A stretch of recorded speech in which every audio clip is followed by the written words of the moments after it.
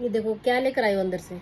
Cabbage. और अभी वहाँ किचन में जाके पता हमने क्या देखा था, इतना बड़ा कॉकरोच था। क्या था? आप आया बड़ा खींची बड़ा को तो नहीं है, नहीं इधर छोटा कोई है। किचन में छोटा कॉकरोच है और वो भी आया था आज।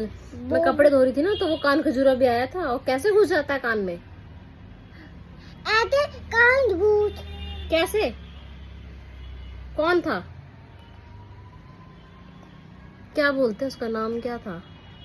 कब खजुआ। काम खजुआ आया था गाइस। पता कितना बड़ा था वो, बहुत बड़ा था काम खजुआ। और छोटा कॉकरोच भी आया था। वो छोटा है। छोटा कॉकरोच है? क्या है छोटा? आप आए किधर छोटा है। छोटा कॉकरोच है, पता है पागल आप, पायल छोटा कॉकरोच है।